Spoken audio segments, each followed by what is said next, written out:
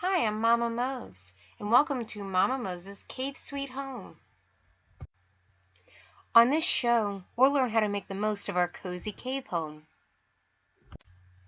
I'm just sitting outside my cave enjoying this lovely morning in sunny Mesopotamia. You know, I always work hard to make sure our home is as cozy and comfortable as I can, but livening up the cave can be really challenging. Today, I'm going to show you how to beautify the walls of your cave using available resources. First, I have to tell you about this wonderful discovery I made right outside my cave opening. I looked down and saw all these beautiful earth chunks scattered all over the ground. I just had to gather them to take a closer look. As I walked into my cave, I dropped several of them on the stone ground on accident. When I picked them up, I noticed there were many marks of different colors where the stones landed. I call these marks streaks for the sharp noises they made as they struck the ground. Then all of a sudden I had it. Those lovely streaks would do wonders for my drab cave walls. The first thing you'll need to do is to gather your own earth chunks, which I call rocks, because this idea totally rocks. Then you'll need to find out which colors you can get from each one. Here are some of the rocks I found. This is the first rock I found. In a big chunk, it's a pretty pearlish, almost pink color, and may look nice next to your favorite sitting stone. But I noticed that a fine powder flaked away really easily, and when mixed with pieces of my flowers, made a nice powder for baby Moses' bottom. The powder also makes a lovely white mark for cave drawings. The kids love to get in on this too. The second rock I found looks a little different, but leaves the same color streak on my wall. But I have to tell you, when the sun hits it just right, wow! I leave a piece of this rock right outside my door, and all the cave moms just get so jealous.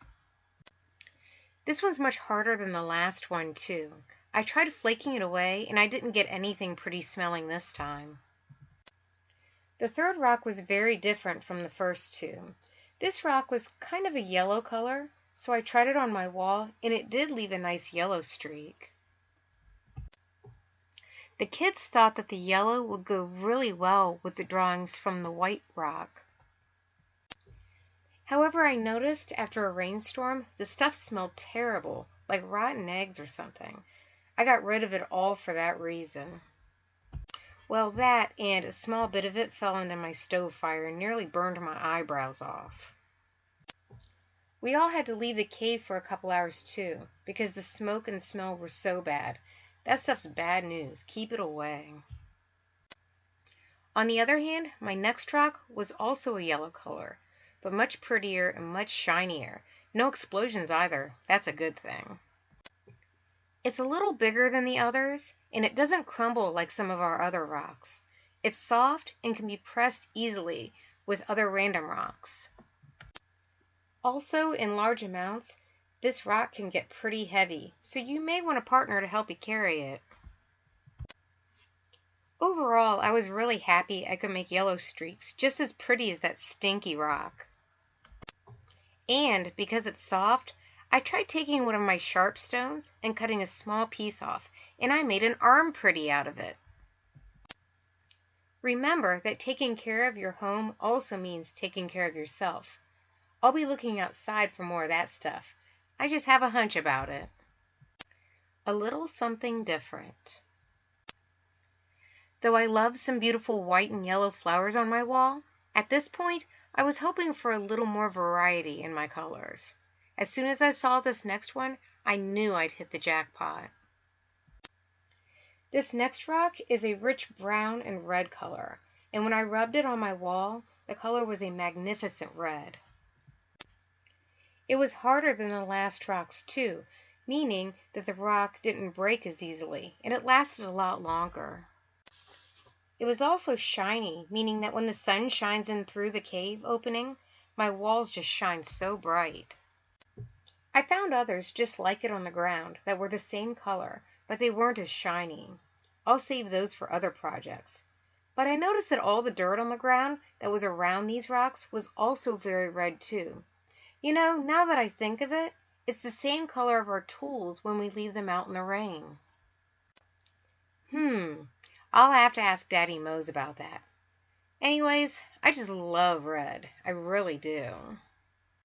For this last rock, I was super excited to see another dark color to contrast my whites and yellows. This last one could make black streaks when I want to outline my pictures or even make bolder shapes. I really think that this one is a favorite of my kids. They like to draw all kinds of shapes, and each of them says they can see their shapes better with this color. This one is pretty shiny too, but also fairly soft. My kids like to make a sharp point with it by rubbing it on bigger rocks outside, and they can make their drawings finer. Of course, the point doesn't last long because of the rock's softness. You know, if I put all these rocks on a scale from 1 to 10 for hardness, I think this is what it would look like. I did stop at 5 because I know there are rocks harder than these ones I used, but I doubt they're as pretty. I'm not sure what to call the scale. I guess I'll have to think about it. Thank you for coming by today and learning about how to brighten those walls. Tune in next week when we'll learn new ways of cooking bison steaks with those green things that grow out of the dirt. We'll see you next week on Mama Mose's Cave Sweet Home.